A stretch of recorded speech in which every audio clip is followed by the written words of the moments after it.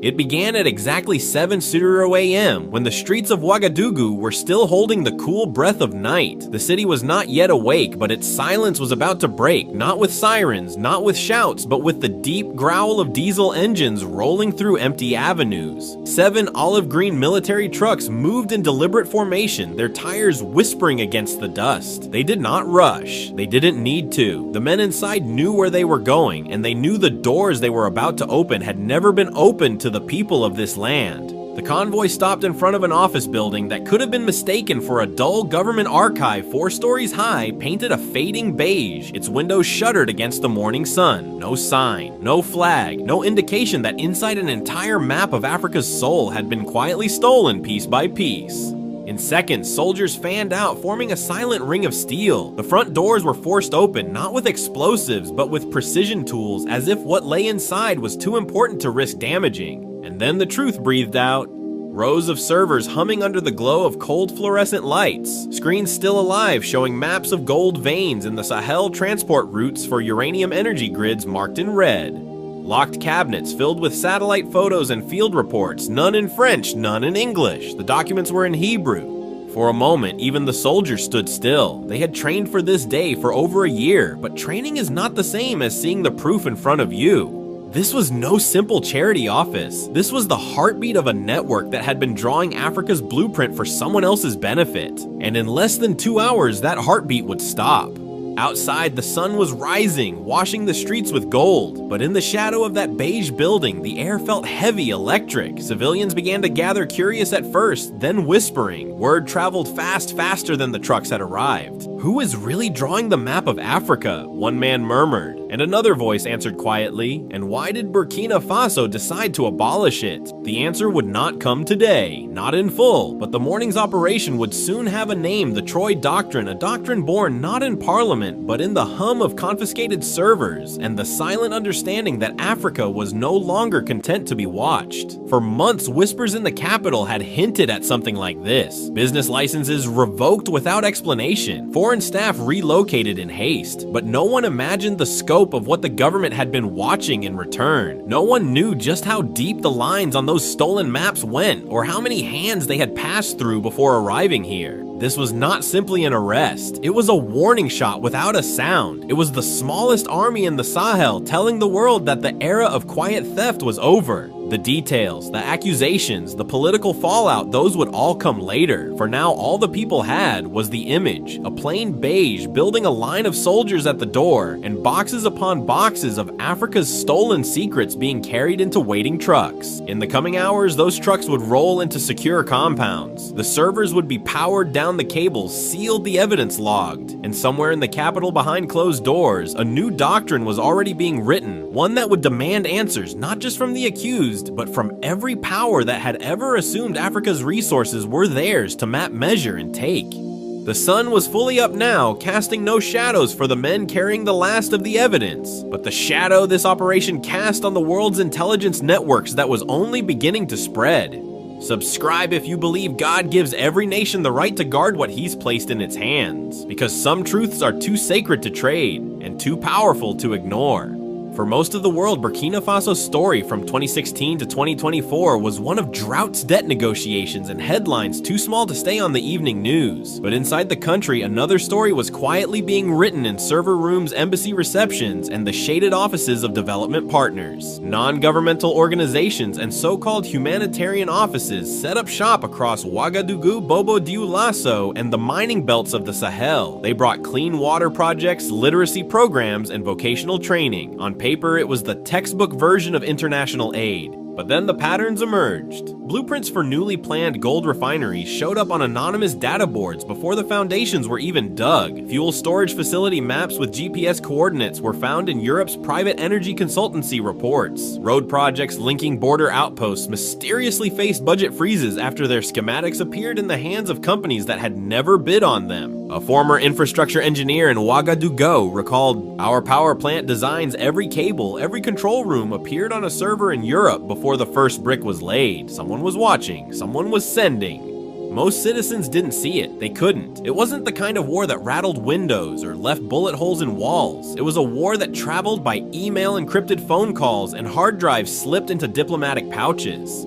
In ministries and corporate offices, a quiet unease began to grow, and by 2022, in certain circles, people stopped asking if there was an invisible network. The question became, who was pulling the strings? In the smoky back rooms of intelligence briefings, the same country kept being mentioned in a half-whisper: Israel. Not the flag, not the embassy, but private linked networks with expertise in signals, intelligence, satellite surveillance, and resource mapping. The telltale signs were hard to miss for trained eyes. Unregistered satellite communication dishes mounted on rooftops of aid offices far from any known internet hub. Military-grade long-range antennas disguised as weather equipment.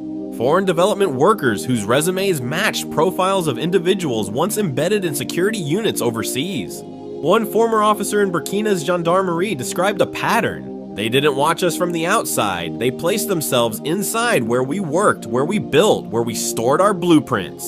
Still, evidence alone wasn't enough. Moving too soon could have collapsed the case, scattering operatives and erasing digital trails. President Ibrahim Traoré, still consolidating a new sovereignty-first government, gave one order to a hand-picked counterintelligence cell: follow the network, not the noise. For 14 months, this small unit, fewer than 20 people, mapped movements, intercepted data packets, and quietly installed counter-surveillance inside suspected offices. They logged every shipment, every unexplained antenna, every foreign consultant who left the country abruptly after a funding review. They called it Project Troy, a nod to the ancient city that seemed impenetrable until it wasn't. By mid-2025, the map of the invisible war was almost complete. The only thing left was to decide when and how to strike. Thursday, Ouagadougou was just waking. Motorbike taxis idled at corners, women balanced trays of bread and tea on their heads, and the air was thick with the metallic smell of a day that hadn't yet begun. Then came the convoys. 7 armored pickups moved like slow rivers through the capital's empty streets, each one splitting off at an intersection, as if following an invisible map. In the lead vehicles, no one spoke. This wasn't the kind of mission that required shouting, it required precision. At exactly 7:00 a.m., 7 doors opened at 7 different addresses. No warning shots, no flash bangs, just the hard sound of metal rams against locks and the creak of hinges giving way. Inside, the targets looked nothing like the world imagined espionage to be. No dark-suited agents with pistols, no paper dossiers stacked neatly on desks. Instead, blinking server lights, the steady hum of cooling fans, and screens frozen mid-transmission. In one location, investigators found a floor-to-ceiling map of the Sahel, marked with resource grids and transport lines annotated in a language most officers couldn't read. Hebrew letters in the margins, GPS coordinates, and precise military notation. In another, under the false ceiling of a community training center, they pulled down a satellite uplink dish, its cables still warm from use. A logbook lay open on a desk, columns of dates, times, and what appeared to be shipments. Everywhere they went, they seized hard drives, laptops, encrypted phones. They bagged routers and antenna modules as carefully as if they were handling explosives. The orders were clear: no destruction, no accidents, no leaks. Every byte would be needed to prove the scale of the network, not just to Burkina Faso, but to the continent. Within 90 minutes, each site was under control, doors sealed, evidence cataloged, foreign staff placed in secure vehicles, silent, their eyes darting, but their mouths shut. By 8:45 a.m., the city still looked the same, but under its surface, the invisible war had just shifted. Word spread faster than the convoys could return. In the central market, phones buzzed with videos of soldiers carrying out boxes of electronics. On side streets, shopkeepers leaned over counters, whispering. Mothers paused at wells, their buckets half filled, listening to the rumors ripple through the air. By mid-morning, small crowds had formed near several of the raid sites. Not shouting, not protesting, just watching. It was the kind of watching that carries weight eyes that had grown used to seeing nothing change, suddenly catching sight of something shifting. Outside one building, an elderly man pressed his hand to the wall and murmured, "It's been here for years." And only now, someone looked. At the main market, a woman selling roasted peanuts told a reporter, "They thought we didn't know, but this land has eyes. The trees have ears. We've been waiting for someone to see what we see." There were no official announcements yet, but the mood was already coalescing. For years, the suspicion had been like dust in the air in the lungs, settling on everything but never named. Now, in the span of a morning, the dust had a shape and a name. When the convoys finally returned to secure facilities, the streets parted for them. Some people clapped, others just nodded the way you nod when an unspoken truth finally steps into daylight. The evidence was still locked away, but in the minds of those who had watched the verdict had already been given, Burkina Faso was not blind anymore. If you believe the watchman should never sleep when the flock is in danger, comment amen. Like this, if you believe every nation has the God-given right to see the truth in its own streets. By the afternoon of that same day, the dust of the morning raids had not yet settled when the state broadcaster cut its regular programming. On every radio, every flickering television screen, Ibrahim Traoré appeared not in military fatigues this time, but in a plain dark suit, standing before the national flag. His voice was calm, but it carried a sharp edge like steel drawn from a sheath. He began without ceremony. This morning we acted to protect the soul of our nation, and now we will ensure it can never be stolen again. Then he laid out what would become known as the Troy Doctrine 3 pillars that he promised would guide Burkina Faso's security posture from that day forward. Pillar 1, absolute transparency. No foreign organization, NGO, or charity would operate without declaring every cent of incoming funds, every piece of equipment brought in, and every foreign staff member's credentials. These declarations would be audited and made public. If you bring light to help us, he said, then you will not fear to stand in the daylight. Pillar 2, zero tolerance for cover operations. Any attempt to use humanitarian or development projects as camouflage for espionage would be treated as an act of aggression. Those caught would be expelled within 24 hours and barred from re-entry anywhere in the Sahel Alliance. You cannot claim to feed our children while mapping our minds, Traoré said. That era is over. Pillar 3, Continental Counterintelligence Alliance. Burkina Faso would immediately share intelligence, surveillance data, and counter-espionage techniques with Mali, Guinea, and Niger, forming the first ever African-led counterintelligence pact. Africa, he declared, is not your blind spot anymore, and if you try to make it one, you will meet more than one pair of eyes looking back at you. The address lasted less than 15 minutes, but the tone was unmistakable. This was not simply a domestic security announcement. It was a continental warning broadcast, not only to Burkina citizens, but to every foreign power accustomed to operating in the shadows of African capitals. The camera lingered for a moment after he finished speaking. Traoré didn't smile. He didn't wave. He simply stepped back, leaving the flag to fill the frame. That image, a leader walking out of frame, leaving only the symbol of the nation, spread across West African social media by nightfall, and for many it felt like the first time the flag had truly been defended without permission from anyone else. The ripple effect was immediate. Within 72 hours, Mali, Guinea, and Niger announced coordinated inspections of all foreign-linked offices in their capitals. Several consultancy firms and research centers quietly closed their doors overnight, their signs removed, their websites erased. In Conakry, Guinea, security forces were seen loading computer towers into covered trucks in a move that mirrored Ouagadougou's morning raids. In Bamako, Mali's foreign ministry announced that operations inconsistent with declared missions would be prosecuted under espionage statutes. Regional security analysts began calling it the African counterintelligence renaissance, a moment when states long seen as vulnerable and reactive suddenly became proactive, collaborative, and unapologetic about defending their data infrastructure and sovereignty. International reaction was predictably mixed. Some Western diplomats privately expressed concern that overreach could damage relations and restrict legitimate aid work. But across African newsrooms, the narrative was different. Headlines read, "Africa closes the back door," and "Sovereignty in the age of data."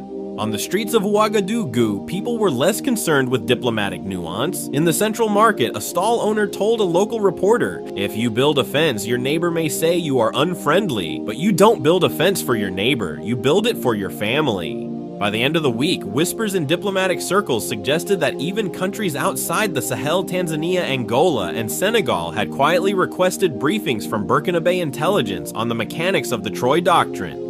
Whether they would publicly adopt it or not, the message was already clear. Burkina Faso had just shifted the conversation about African security from defense against external threats to prevention of them. The denial came swiftly. By Friday morning, Israel's foreign ministry issued a short statement calling the allegations baseless and politically motivated, insisting that any Israeli nationals in Burkina Faso were engaged solely in humanitarian and development work. The European Union's representative in Ouagadougou released a more measured note, but the subtext was clear concern over an unpredictable security climate and the potential chilling effect on investment. In Washington, a State Department spokesperson told reporters, "We are monitoring the situation closely and urge all parties to ensure due process and transparency in any legal or security proceedings." To the Burkina Faso street, these words sounded less like diplomacy and more like coded disapproval. They'd heard this tone before the careful phrasing that defended the abstract idea of openness while sidestepping the specifics of what had been uncovered. Western media outlets amplified the unease. The Financial Times ran the headline, "Burkina's Risky Gambit." The BBC called it a high-stakes move by an already isolated regime. On CNN International, a former intelligence officer warned, "Small states that push too hard in this arena tend to find themselves without allies when they need them most." But inside Burkina Faso, the question was simple allies for what allies to protect from whom and at what price.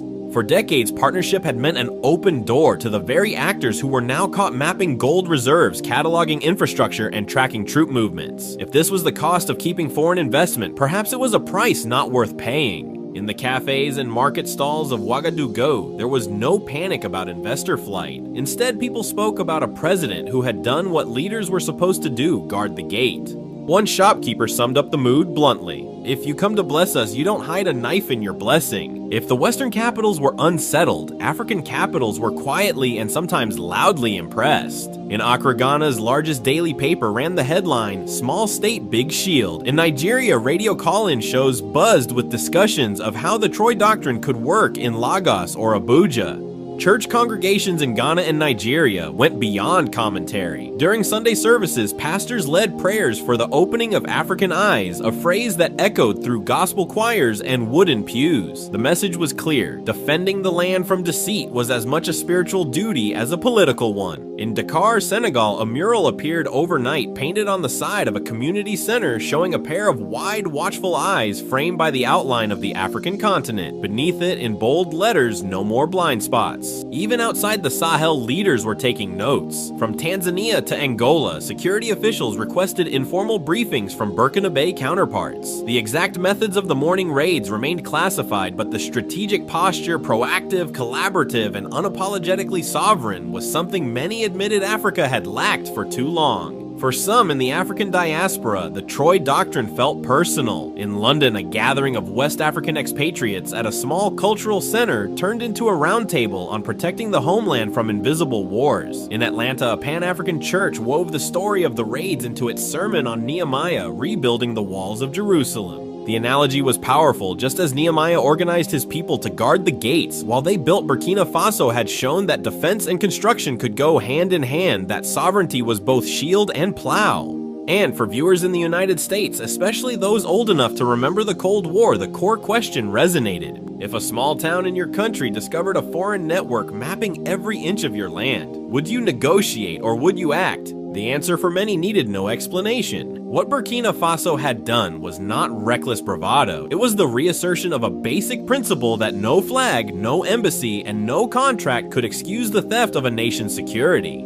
In the end, the applause across Africa was not for defiance alone. It was for the example, the proof that even a small nation with fewer resources and surrounded by larger powers could dictate the terms of its own safety. As one radio host in Nairobi put it, "They told the world, we see you." And that is the first step to making sure Africa is never blind again. Inside a secure national facility on the outskirts of the capital, rows of confiscated servers sat under constant guard. No cables, no Wi-Fi, no access from outside, just sealed evidence in a climate-controlled vault. Each machine held a story, mining surveys tagged in foreign languages, high-resolution satellite images of rural airstrips, encrypted files whose titles alone hinted at strategic importance. The quiet hum of the server room was in itself a kind of victory song.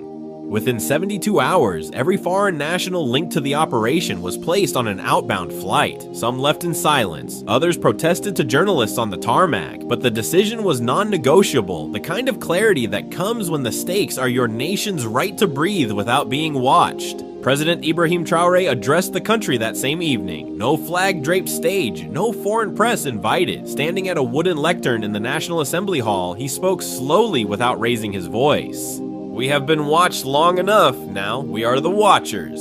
The statement was more than rhetoric. It was a declaration that Burkina Faso would not return to the days when its maps, its mines, its markets, and its military movements were someone else's property to catalog. In the days that followed, the Troy Doctrine began to take shape beyond the written pillars. Schools discussed it in civic education classes. Radio hosts debated its implications for everyday citizens. Churches and mosques prayed for wisdom that the shield now raised would also guard against arrogance and misuse. The storm had passed, but the air felt sharper, more awake. What Burkina Faso had shown the world was simple but revolutionary in practice. That independence is not the paper of a constitution or the colors of a flag. It is the lived capacity to say no when no is necessary. It is the courage to close a door when the one knocking carries both a gift and a chain.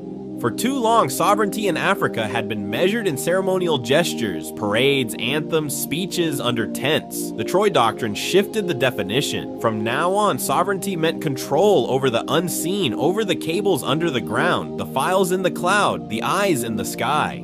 To older Americans watching this, the parallel is not distant. You remember a time when the threat was not always visible, when it crept in through influence, persuasion, and quiet infiltration. You know the cost of ignoring the small warnings. So the question remains if a nation as small and resource-stretched as Burkina Faso can turn from the observed to the observer. What excuse do the rest of us have for leaving our gates unguarded? This is not just a story about Africa. It's a mirror reflecting what any people can choose when they decide their dignity will not be negotiated. Comment amen no more blind spots if you believe watchfulness is part of our God-given duty. Subscribe if you believe true independence is a gift from God that must be guarded, not just celebrated. Share this with someone who needs to be reminded that even the smallest nation with faith and courage can close the gates against the wolves.